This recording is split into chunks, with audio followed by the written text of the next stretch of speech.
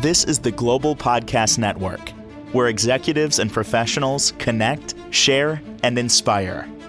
Stay tuned for the conversations that drive success.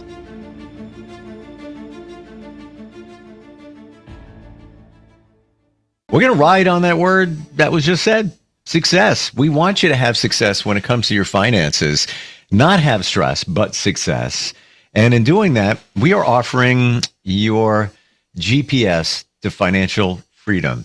We started with this last time we got together. There's a total of 8 that we need to explore. We got about halfway through, and we're going to dig back into that and ease your mind a little bit. He's the man behind RMT Financial Coaching. This is what he does, restoring balance to your financial situation. He is Richard Toral, back with us. How are you doing today? Hi, Steve. Good. Thanks for having me back. Good to have you back. Learned a lot last time we got together with the first 4. I'm thinking why don't we recap those and then pick up from that point? Sure. Yes. So the first 4 were number 1 was to create a budget so you can track all your expenses. Number 2 was build a starter emergency fund. Number 3 was pay off high interest credit card debt. And number 4 was finishing to build your emergency fund. Gotcha. And if anybody wants reference on that, check out our last podcast. So that gets us to back on the road, so to speak, with our GPS toward financial freedom. What comes next? So we have number 5. We have start contributing to your match, your 401k. So a lot of people don't have 401ks, don't know that their employers offer 401ks, and also don't know that their employers offer a match that they can also contribute into their 401k, and that is free money, basically. So that's money just left on the table. And you can find out from your employer what that is from HR. But many companies do 3%, 4%. Some companies do up to 10%. So that means so your salary, right? Your salary, you put in 10%, and then the employer also puts in a 10%. So that's 10% free money right there. And that's 100% like free. It's like, as long as you can swing it, like maybe swing the maximum amount or any amount. I'm going to say it. I don't say this often. You'd be a fool not to take advantage of that, right? Yeah, that's free. That's literally free money. Yeah. If you put in 3%, they put in 3%. So you just have to read the rules of their 401k, because some are up to 3%. They do up to 50% of your 3%. So it gets confusing of what they can do. Interesting. But what is the most you've ever heard a company offer in terms of what they're putting in versus what you're putting in? I think I've heard about 10%. Okay. I'm sure there's probably more that are more generous, but 10% is pretty generous as well. Yes. I wish I had that now. Anyway. And it goes up with your raises. So if next year you get a raise, that's why percentages are good. Then you can contribute more next year when you get a raise. How do you determine how much you should put into your 401k? Or obviously you want to do the max if you can, but is there a rule of thumb? Yeah. So you want to max the match. So we're not going to max the 401k, because if you make a lot of money, you could max out, and that's like $23,000 that you can max out for the year. So we're not talking about maxing out the 401k. We want to do the match first, up to the match. Yes. So if they give you 3%, 4%, that's what you want to do. It goes back to your budget. How much do you have money left after all expenses? If you see that 4% is too much of your paycheck, then you can cut back down to 2%, 3%. But everything, all of this ties back to your budget, because the budget will tell you how much money you have left over that you can invest with. Oof. I remember the days where they used to match quite a bit. And companies that I were involved with, but again, it's free money coming your way. So GPS toward financial freedom. What comes next? Number 6 is start a Roth IRA, and max it out every year. So a lot of people don't do this. And I hear people saying that every 18-year-old for their birthday should be getting a Roth IRA account. And yeah, Mm. so Roth means it's tax-free and it's after taxes. So you contribute to it. You must be working.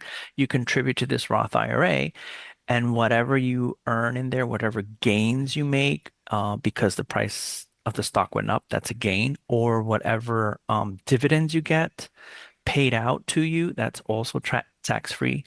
So that's the benefit. That's a tax-free benefit. And this year the limit is $7,500. So that is $625 a month. So again, you tie it to your budget, see how much money left over. You go to your 401k, you do your match there first, Mm. and then whatever you have left over, you come and you put it into your Roth IRA.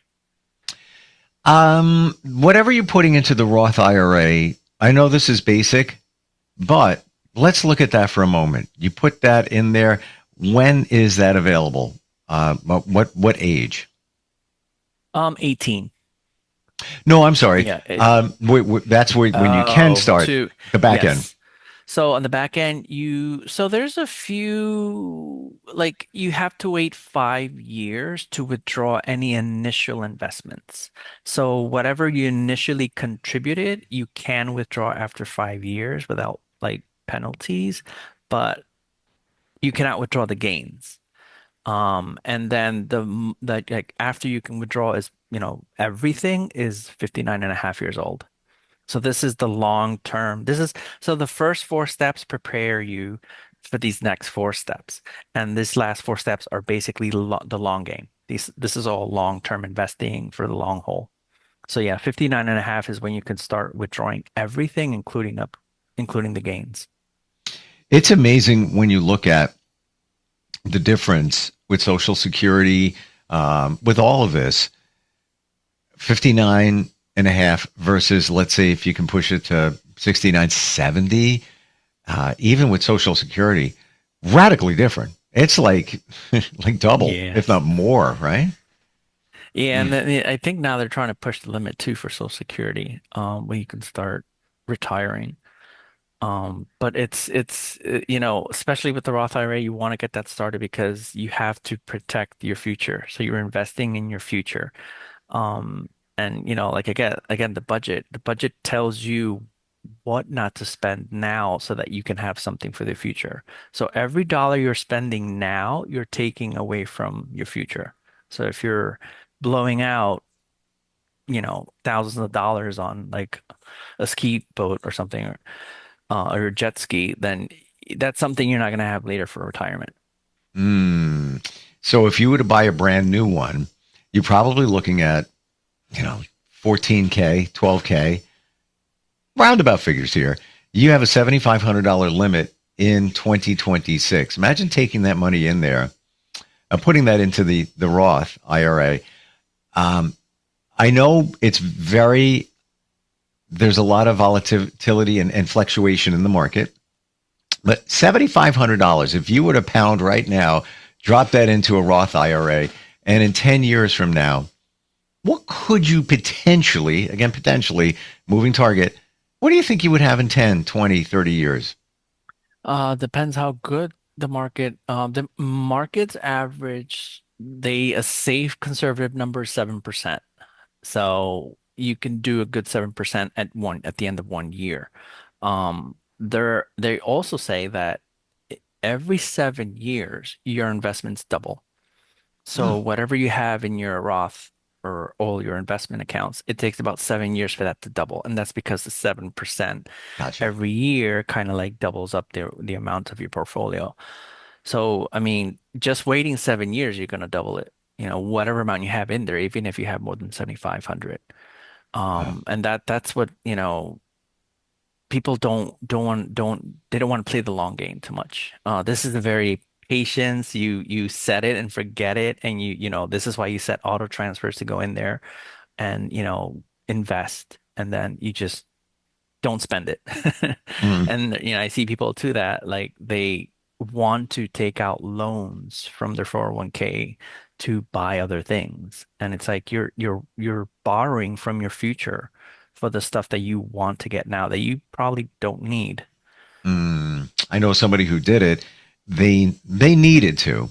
They needed to because they needed to find a place for uh, some finances. Um, but yeah, painful because Yeah. all that time that accrued and now gone, and you're not getting the full potential of what your The intention return. was. Yeah, Yeah. yeah. And that's what the first four steps are about. It's laying that foundation so that you don't have to borrow from your future. You don't have to go back into credit card debt. You don't have to stray from the path that you like working on, hard to like accomplish. What's next on our GPS? The next one is so you did your match, you maxed out your Roth IRA, and then if you have autonomy, full autonomy in your 401k, that means you can invest in whatever you want. Because some 401ks only give you limited like target date funds, mutual funds, and usually they're a little more expensive. And sometimes they don't have like ETFs or stuff like that that are less expensive. So that's the term autonomy. So if you can't go in and actually say, I want to buy this specific SP, the S&P 500 that tracks that, that ETF. So if you have those choices, then you go back to your 401k and you do more than the match. You start contributing higher than the match. You can max that out, but that's the next step. So again, your budget, if you have money left over after your match and after maxing out your $7,500 for the Roth, then you go back to your 401k. If you have autonomy there, then you start contributing more than the match. Gotcha. Is there anything else that we didn't cover when it comes to the 401k? The 401ks also have a Roth version. So you have the traditional 401k that's taxable, and then you have a Roth 401k that's non-taxable, so it's tax-free. So it's just a difference of when you contribute. So it's pre-tax and it goes right into the traditional and you defer the taxes and you pay that when you start to withdraw from the retirement account when you retire.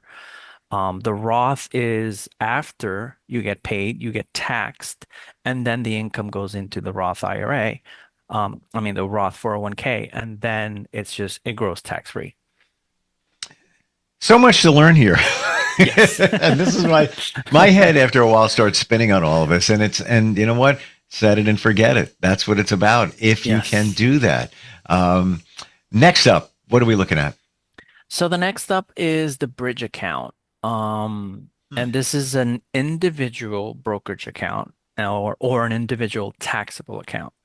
Um, it's it functions like the Roth IRA. It's not with your employer. It's with, somebody like Webull or Fidelity or Schwab.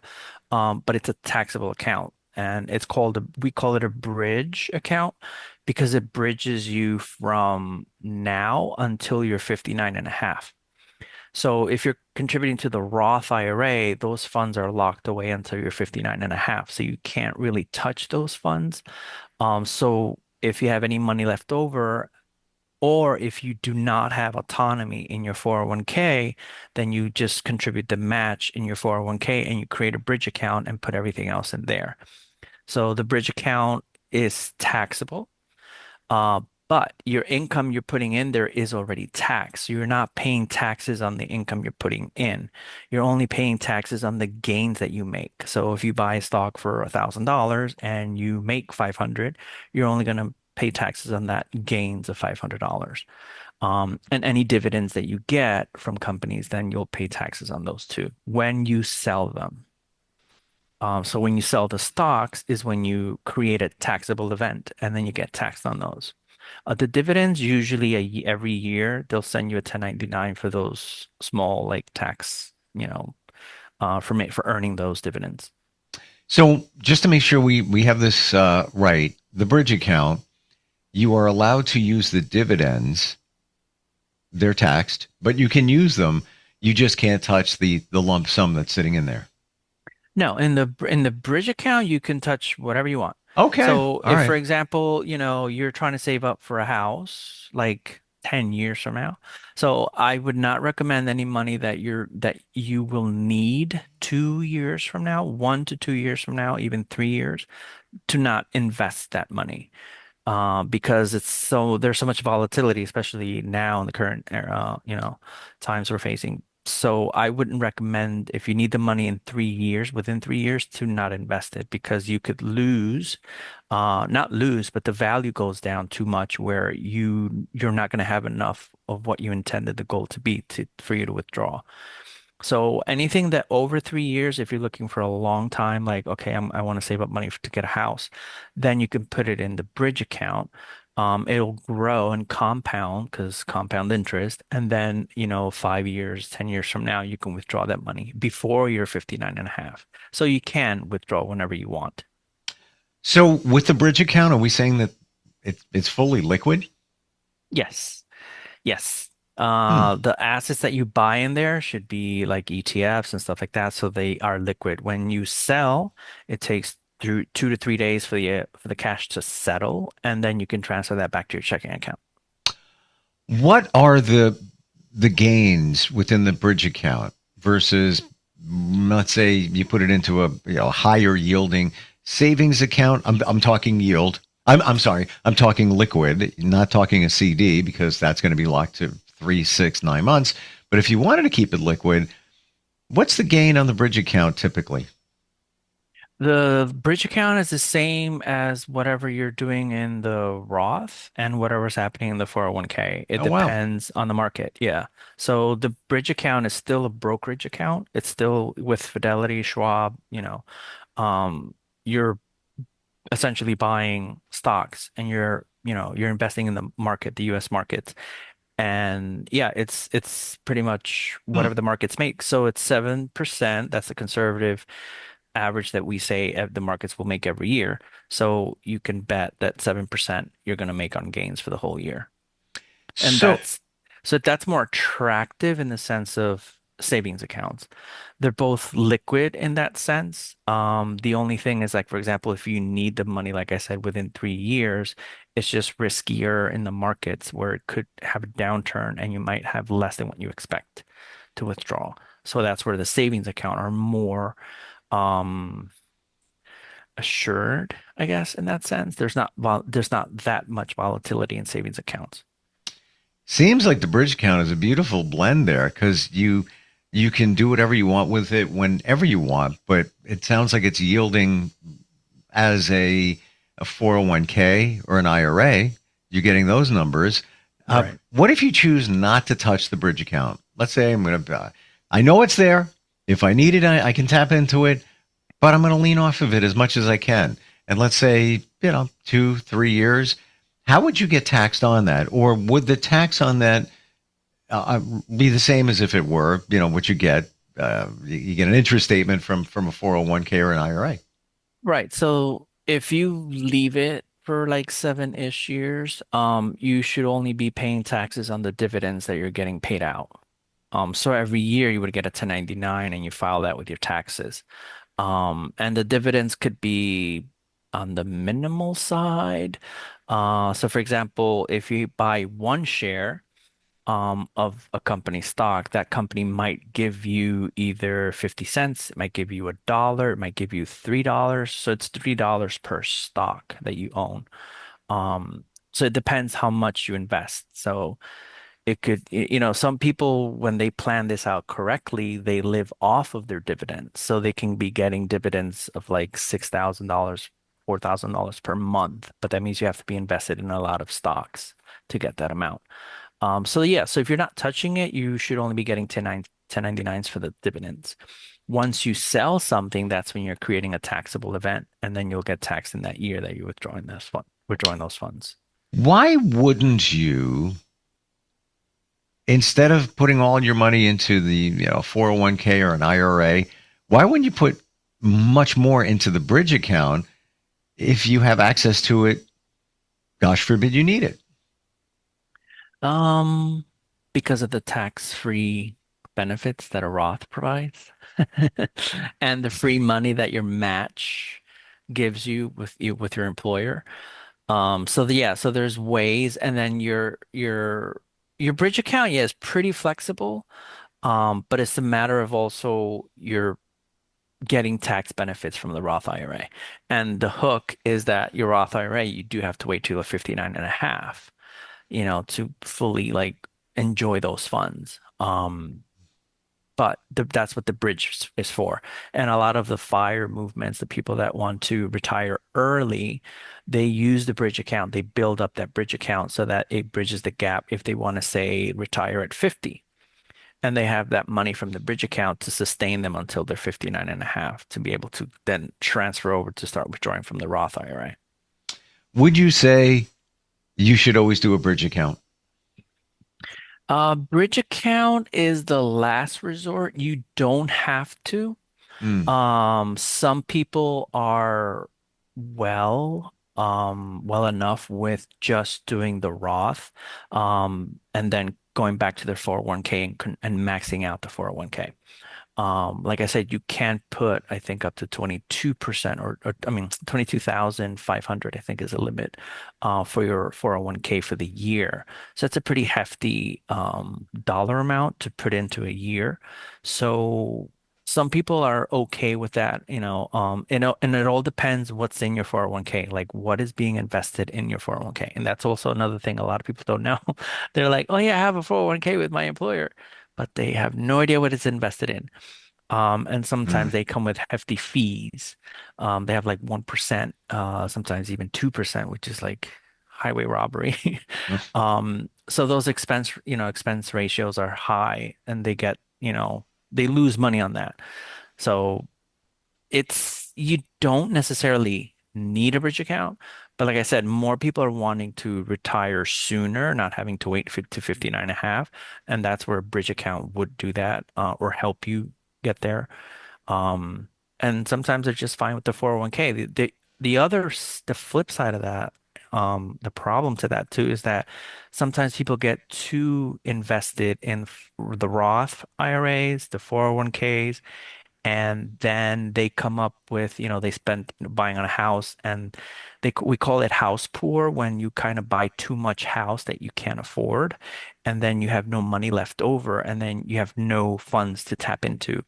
So you're kind of your money is all locked away in these retirement accounts that you have to wait until you're 59 and a half. Wow. Learning so much today, Richard. I bet you many of us, if we're the average person, not financially savvy, didn't even know about a bridge account. My gosh. Uh, are you able to take a look at everybody's financial landscape and make suggestions, even if, here's my 401k, here's my IRA, here's all my accounts, everything. Take a look, make a recommendation. So I do not tell people what to buy specifically or if they should sell. I just give them the information that pretty much I can tell them, look at your expense ratios, look how much they're charging you for your mutual funds or for your target date funds that you're invested in your 401k. So Yeah. you need to be informed. Anything under 1% is good. Um, even 1% is expensive. 2% is super expensive. So Vanguard is pretty good because Vanguard has 0.03% of expenses that they charge you for your portfolio for managing the ETFs that you buy with them. So it's, you have to Hmm. inform yourself. So that's what I would tell them. It's like look at your expense ratios and look at other expense ratios that could be better, and that track the same kind of companies or indexes that you could be invested in. But yeah, I don't tell them what to buy. Sure. I just tell them the vehicles that they can use, how they work, and how and another thing too is like I do tell people like if you transfer money into your Roth IRA, make sure that you're actually investing into something. So just transferring and depositing money in your Roth IRA does not mean you're invested. You have to go in and pick the stocks. You have to go in and pick the ETFs.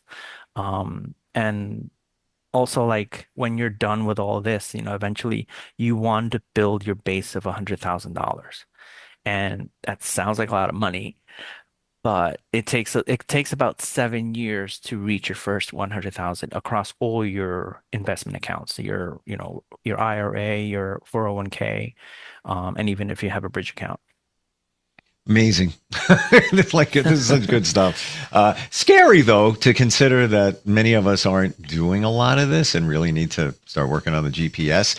RMTfinancialcoaching.com. Is that how we find you? Yes, yeah, that's my website. My email is also richard@rmtfinancialcoaching.com. Beautiful. And yep.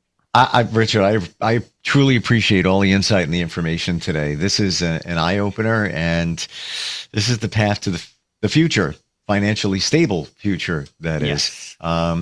Anybody's thinking about, start the conversation. At least start a conversation and see if it's the right relationship to get going on this with Richard. Thank you for being here today. Thank you. Thank you again. This is the Global Podcast Network, where executives and professionals connect, share, and inspire. Stay tuned for the conversations that drive success.